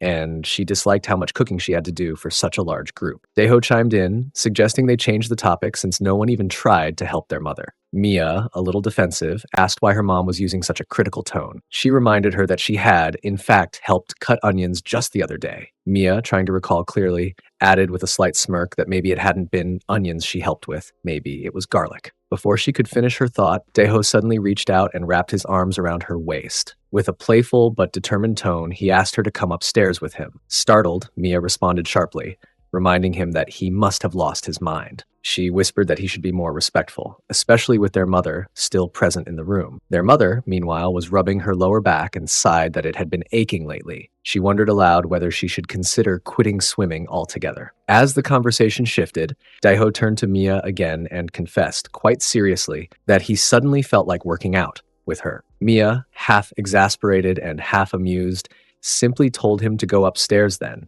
accepting the invitation with an eye roll and a shake of her head. Their mother, observing them suspiciously, asked what they were up to. Mia, quick on her feet, replied that she was just feeling a bit surprised because she had eaten something cold too quickly, which had startled her. Their mother gave her a concerned look and told her to be more careful, expressing how Mia had genuinely scared her with her sudden reaction. As they made their way upstairs, Daeho leaned in closer to Mia and quietly asked if she wanted him to take the lead this time during the workout. There was a glimmer of confidence in his tone, and without waiting for an answer, he added that tonight it would be his turn to teach her. They went upstairs and started working out. Mia couldn't understand what was happening within her. Her heart pounded relentlessly against her chest as if trying to break free. She asked herself why she was suddenly reacting this way, why Daeho, who had always been so familiar, now appeared like a complete stranger. Daeho, too, seemed unusually unsettled. He admitted he was feeling nervous, but didn't elaborate. Mia began to think that they had shared countless workout sessions before, so why was this particular moment so different? After telling her that he had to leave, Daeho asked Mia not to forget to come visit his room the next day. With that, He stood up and walked out, leaving her alone. Sitting quietly in her room, Mia couldn't help but feel that he had been acting like a completely different person lately. The next morning, the whole family gathered around the dining table for breakfast. Auntie June offered Daeho more rice, to which he gratefully said yes. Daeho had always shown a strong appetite, never being picky about food, even when it wasn't his favorite. He mentioned that he had only half a bowl of rice left and asked for more. Watching him, Mia began to wonder if it was because he ate so well that he always had boundless energy whenever it was time to play. Now, with how much more skilled he had become at their workouts, it felt even more noticeable. As his aunt served him more rice, Mia found herself thinking that she could no longer see him as just an adopted brother, but as a grown-up like a man. The thought startled her. She felt a sudden wave of panic, questioning what kind of joke fate was playing on her, that how she could possibly fall in love with someone like him. She found herself spiraling, unsure why he kept occupying her thoughts like this. Sua, noticing Mia's strange behavior, asked her why she wasn't eating and what she was doing. The question snapped Mia out of her thoughts. Mia looked slightly confused as she muttered that she didn't feel like eating. Sua gave her a teasing smirk and sarcastically asked if she was still upset about the time she commented on how big her belly looked. That remark instantly triggered Mia, who flared up and retorted sharply, questioning what Sua could possibly know about such things when she had never experienced them for herself. Sua laughed casually and joked that maybe the only reason men were ever interested in Mia was because of her belly. Their mother, who had been quietly observing their exchange, now looked puzzled by the sudden escalation in their conversation. Sua then added with a shrug that she wouldn't want to be with someone who only cared about physical appearance. Mia, now visibly irritated, snapped back again, asking why Sua was acting like some expert when she hadn't even dated anyone in her whole life. Their mother, smiling despite the tension, let out a soft sigh and reminded the girls gently that they had all agreed not to bring up such topics while sitting at the dining table. Later that night, Mia quietly entered Daeho's room. He slowly woke up as she stepped in. Speaking softly, Mia reassured him that she would take care of everything for him. She then brought up a concern, advising him seriously that he shouldn't continue coming into the bathroom when she was showering. Daeho looked at her with an apologetic expression and said he was sorry. He also mentioned that Sua Nuna had already gone out, so they didn't need to worry about her being around. He then expressed his desire to work out with Mia again. Mia hesitated and warned that it might be dangerous, pointing out that their mother was still in the kitchen. However, Daeho countered her concern by saying that their aunt had told him she would be doing the laundry and was probably outside by now. After that started doing workout again. Hearing that, Mia shifted her tone and mentioned that she would be going at Seoul tomorrow, but added that her legs were starting to ache and she felt quite weak. That moment seemed to trigger something in Daeho's memory. Recalling what Mia had told him earlier, he looked at her and asked if she hadn't said that the trip would only last 2 more nights. The next day, Mia packed her suitcase, ready to leave for Seoul with her father. Her mother, noticing the luggage, asked why she was taking such a large suitcase, especially since the trip was only for 2 nights and 3 days. Mia confirmed the duration but explained that the suitcase was empty. Her mother then asked if she was planning to fill it with new clothes while shopping, to which Mia laughed and admitted that was exactly her plan. Just then, Sua came downstairs and, with a teasing tone, remarked that it wasn't just the suitcase that was empty. She hinted that the owner's brain was too. Mia grew irritated and demanded an explanation. Sua pointed out that Mia was going to Seoul for the first time in a long while and was focused only on shopping. She asked if Mia didn't want to make the most of the trip by experiencing cultural activities, such as watching a performance or visiting a museum, things they wouldn't get to see just anywhere. Mia dismissed the idea, saying those kinds of things could be viewed anytime on a smartphone. She argued that when it came to shopping, one needed to try on clothes in person to know which ones were nice, and that's why she couldn't miss the opportunity. Their father's voice rang out from near the entrance, calling out to his daughters and urging them to get going. The girls responded cheerfully and agreed it was time to leave. Daeho took Mia's suitcase and insisted on carrying it to the car. Mia was surprised and asked when he had become so strong. Meanwhile, Sua watched them, visibly annoyed. She questioned Daeho if he would be able to manage everything on his own during Mia's absence. Daeho reassured her not to worry and wished them a good trip. Sua scoffed at their dramatic behavior, saying they were acting as if they were headed to a battlefield and that it was completely ridiculous. Their father kept hurrying them along as they loaded into the car. Mia told Sua not to sit in the back seat, reminding her that the front passenger seat was hers and that she planned to lie down in the back and sleep. Just as they settled in, their father received a call from President Park, engaging in conversation. Meanwhile, Uncle Yongu, who had come to see them off, reminded Daeho of his request to take good care of his auntie while they were gone. Daeho responded earnestly, assuring his uncle to leave it to him. Mia then turned to Daeho and asked him to listen to everything her mother said during her absence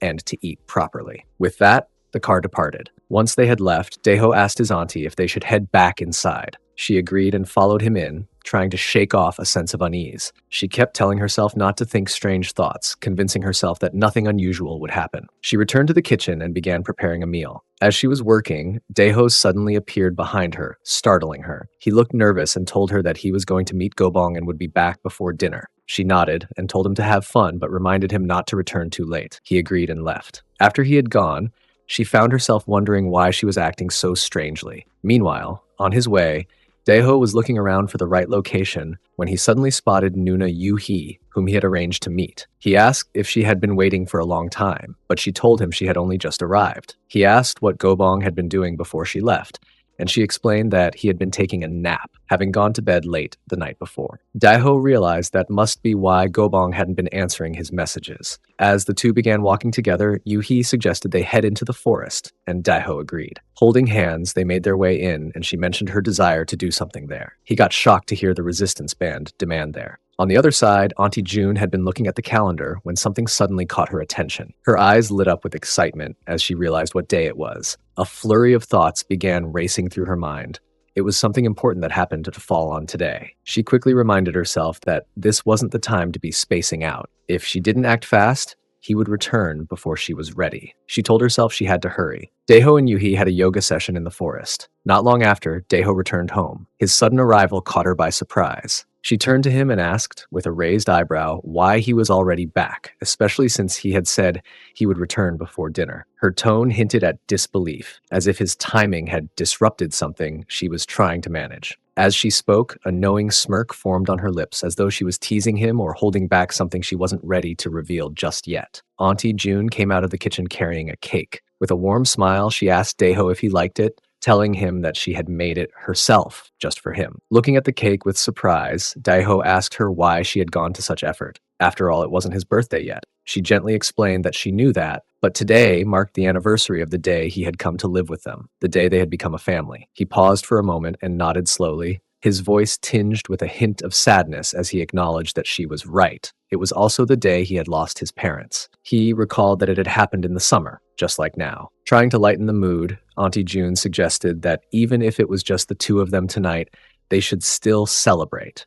After all, it was a meaningful day. Daeho's expression turned emotional. There was a quiet excitement in his eyes, even as he seemed touched by the gesture. She called him closer and asked him to close his eyes and make a wish before cutting the cake. He looked at her and asked whether it was really necessary to make a wish. She told him that during a celebration like this, a wish was part of the tradition. When he hesitated, she gently asked whether he didn't want anything. Daeho replied with a quiet seriousness, saying that even if he made a wish, who would make it come true? There wasn't anyone around with that kind of power, and it felt strange to make a wish knowing it likely wouldn't work. Auntie June responded with understanding, then asked what he would do if she could be the one to grant that wish. When he looked at her in surprise, she reassured him that she would listen to anything he asked. Encouraged by her words, he blew out the candles and told her with a small smile that he had made a wish. She asked curiously what it was, but he just smiled and said he would tell her later. She nodded and said she would wait. He then thanked her, expressing his sincere gratitude, saying that she had always been kind to him. He told her he was truly happy that she lived in their house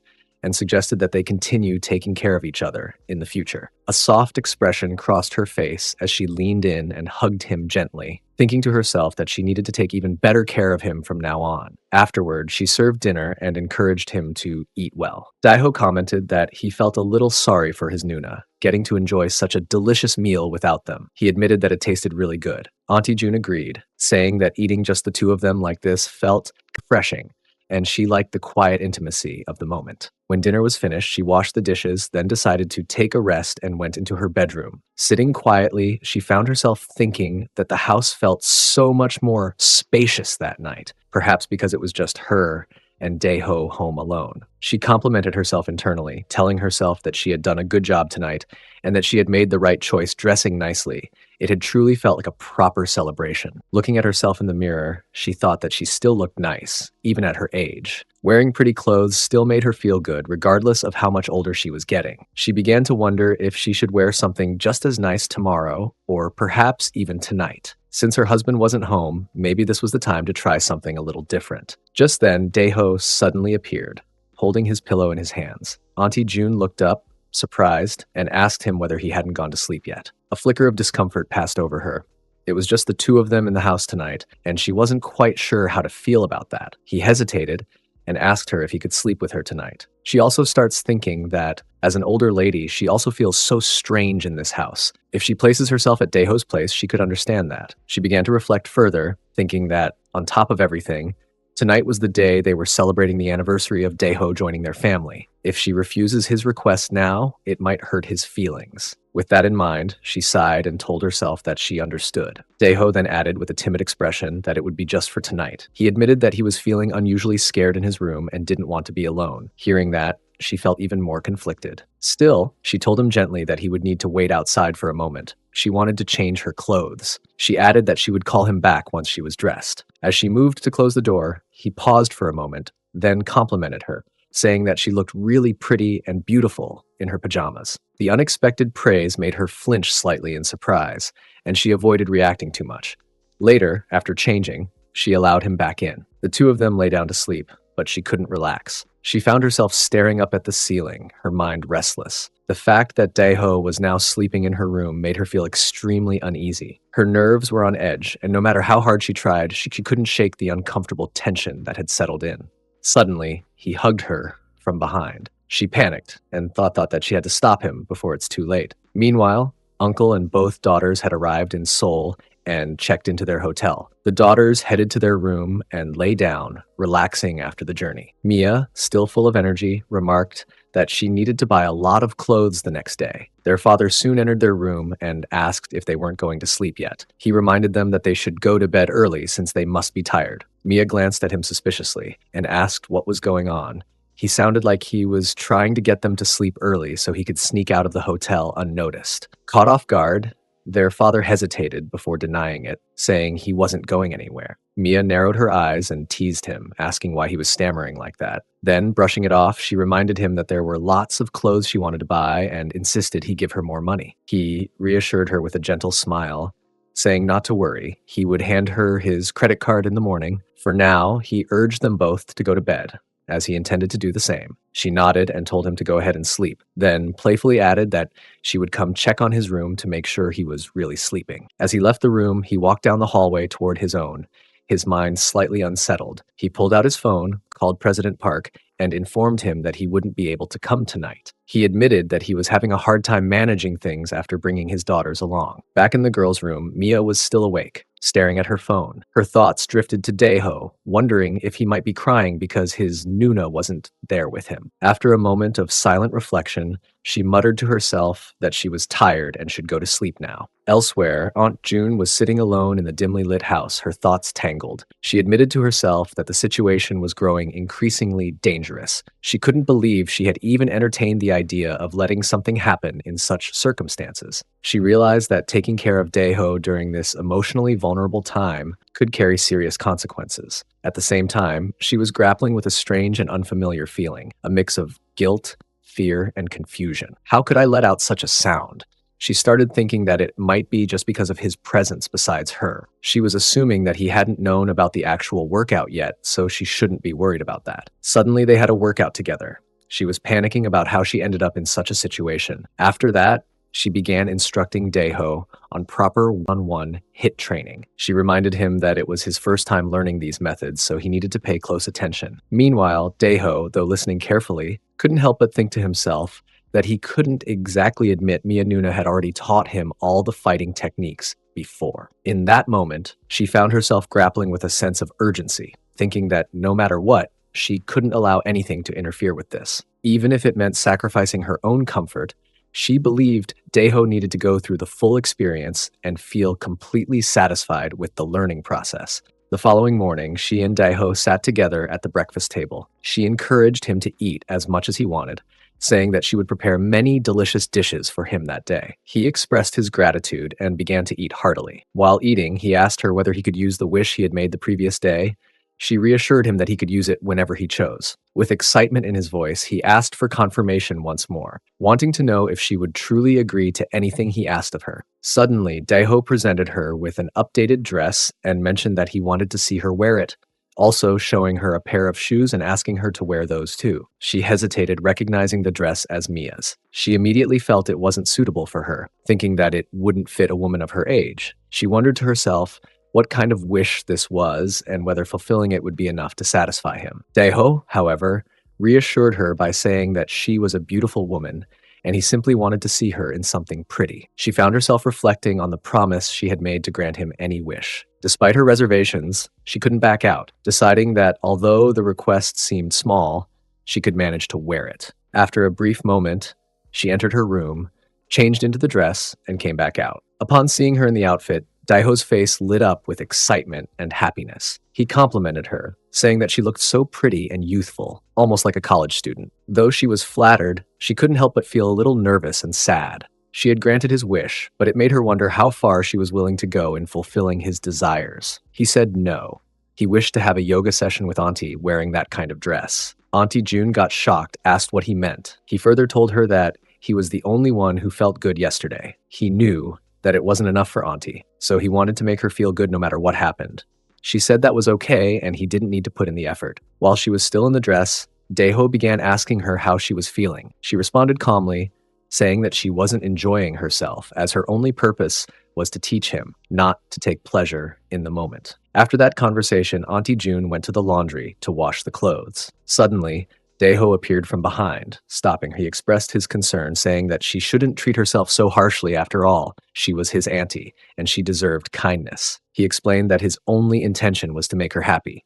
She replied that he didn't have to do all this for her, as she no longer found happiness in such things. But he insisted that he only wanted to satisfy her. After the resistance band session, the room was filled with the soft sound of their breathing, both slightly out of breath but visibly more relaxed. She reminded herself again and again that her only purpose was to support his growth, to teach him the right path, not to indulge in moments that felt too personal, too confusing. And still, through all her inner conflict, one thought returned. What would happen if she let go just once? If she stopped being the teacher, the caretaker, and allowed herself to simply feel without fear or restraint? She gently stopped him and told him that she couldn't continue behaving that way toward him. After all, she was his auntie. She added that she had some laundry to finish and told him it was time for him to return to his room. Daeho nodded and replied that he understood, saying he felt truly happy. He mentioned that he was glad he had finally managed to make her feel happy too, and, with a playful tone, asked if she could thank him properly. Auntie June gave a small, amused smile and said softly that he had done a nice job, then added a polite thank you. Daeho went back to his room, feeling cheerful. He lay on his bed, thinking that he was genuinely happy, simply because Auntie June had thanked him. He reflected on how he had been worried about whether he could make her feel any joy, but now it seemed clear to him that she truly felt happy around him. That thought filled him with quiet satisfaction. Just then, his phone rang. He answered it and heard Gobong on the other end.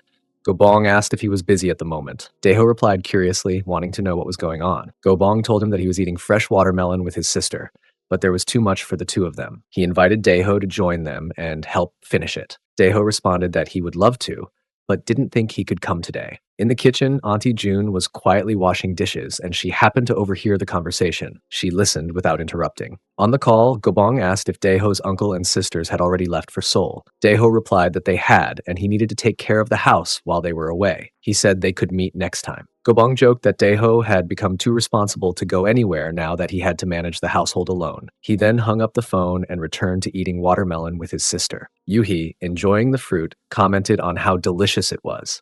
As she chewed, her thoughts wandered to Daeho.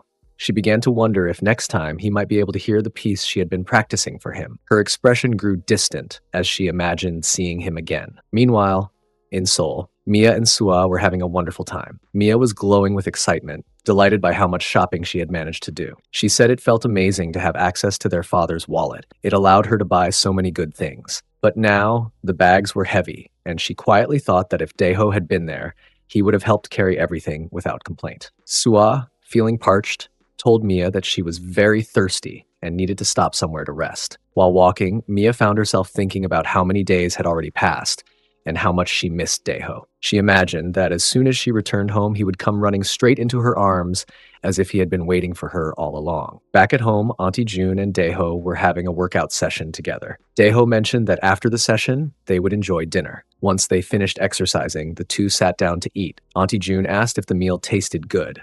Daeho replied enthusiastically, saying it was absolutely delicious. She told him that if he wanted more, he just had to let her know, and she would make him something even better the next day. Daeho's face lit up with gratitude, and he thanked her with genuine excitement. After dinner, they each returned to their rooms to sleep. That night, Auntie June lay in bed, tossing and turning. She couldn't fall asleep. She felt unusually restless, her thoughts running in circles.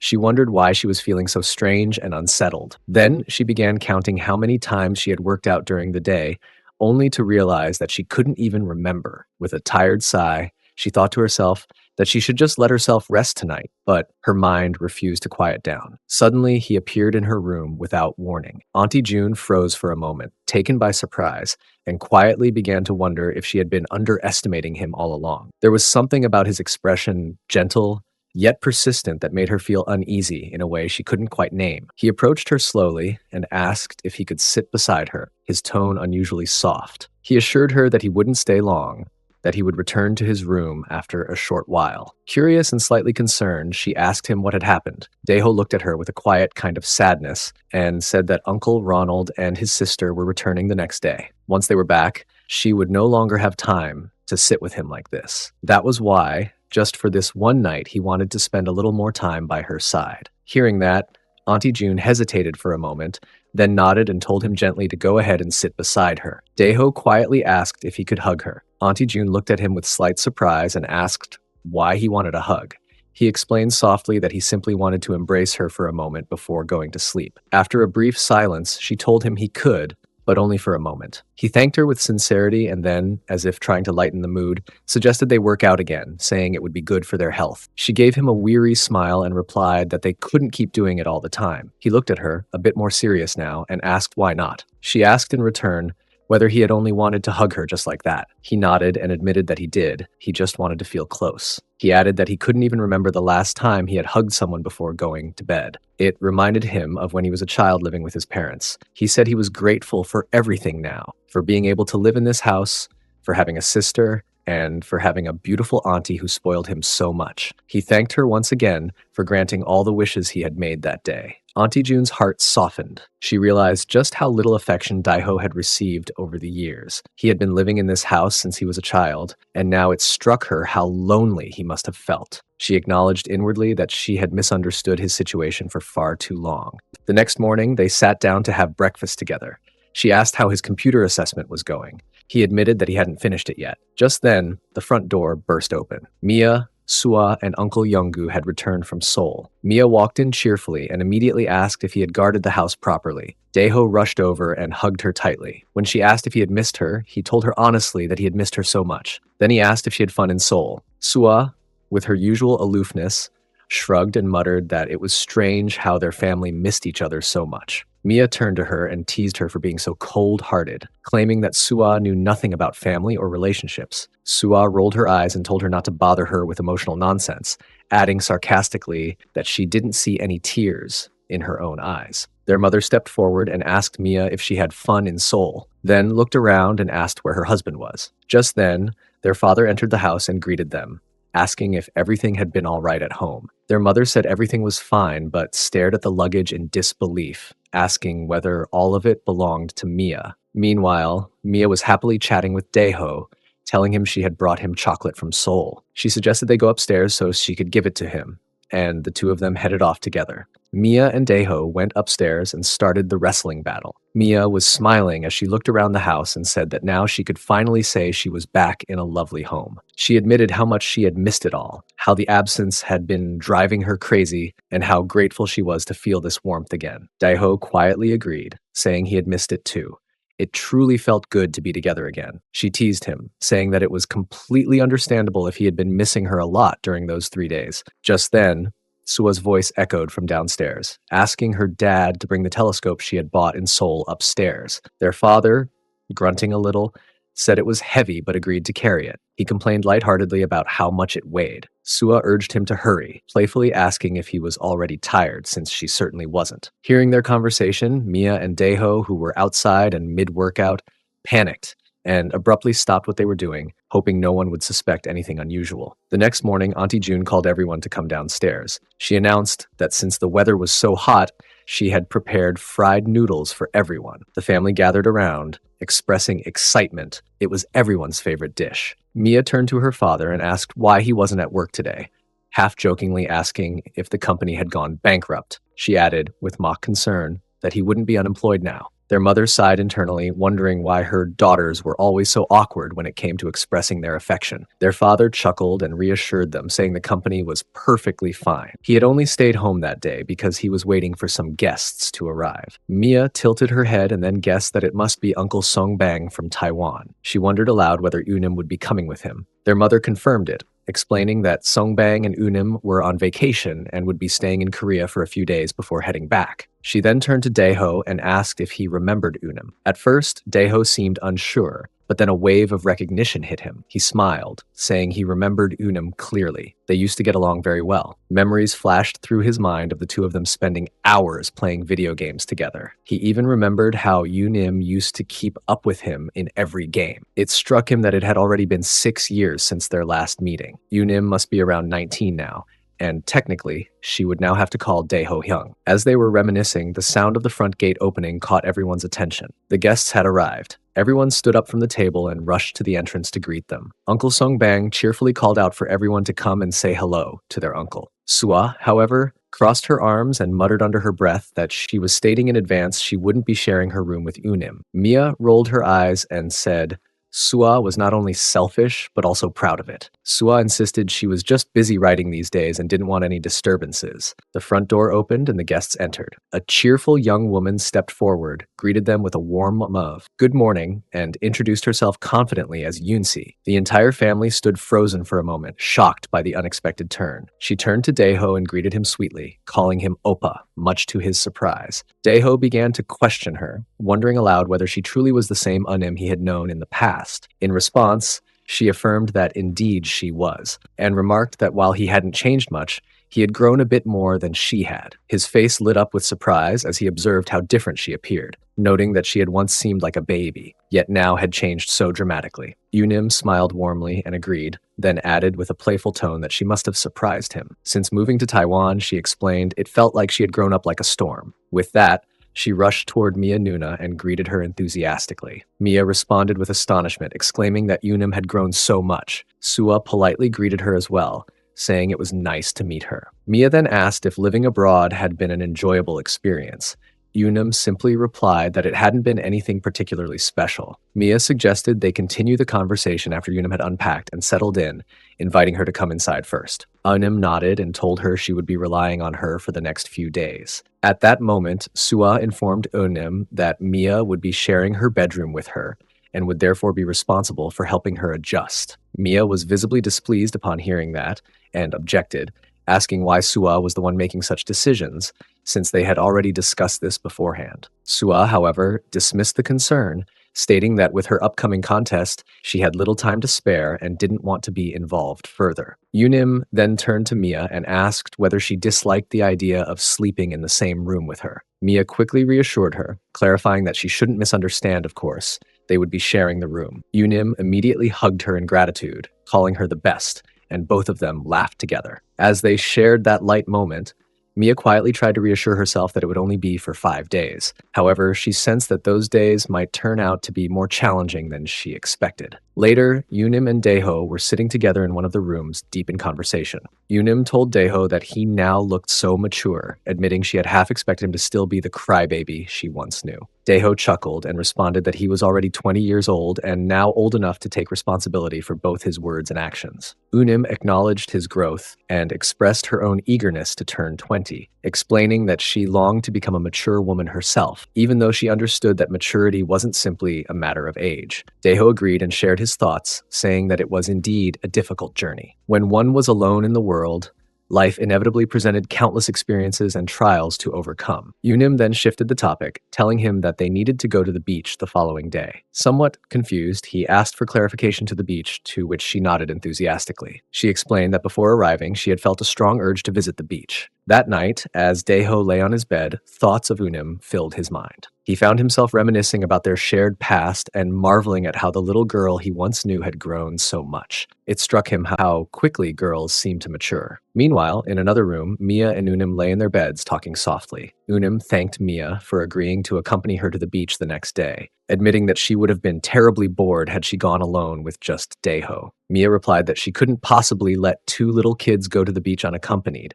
adding that it was her responsibility to look after them both. Unim smiled and commented that it would have been even more fun if Sua Nuna had decided to join them. Mia, however, said she wasn't sure what Sua was doing in her room all the time, as she always claimed to be busy and likely didn't want to be disturbed. In her room, Sua sat in front of her computer, sipping juice as she concentrated on her work, clearly immersed in whatever she was doing. The following day, just as they had planned, all of them went to the beach. Unim appeared visibly thrilled, repeatedly expressing how incredible it was to be there. Mia playfully commented that child number 2 was quite excited, referring to Unim, while implying that child number 1 was Daeho. In her mind, Mia hoped they would all enjoy their time and have fun together. Their mother, however, looked somewhat exhausted. Concerned, Mia asked if something was wrong. Their mother sighed and said that while the younger ones could enjoy the outing, she didn't understand why they had brought her along, as she didn't feel she was at an age suitable for beach trips anymore. Mia nudged her mother playfully and insisted there should be an order of responsibility. She encouraged her to go change her clothes quickly, implying that everyone should take part equally. Elsewhere, Daeho was sitting under a shaded area, wondering aloud why women took so long to get ready. Mia, observing from a distance, thought to herself that, as expected,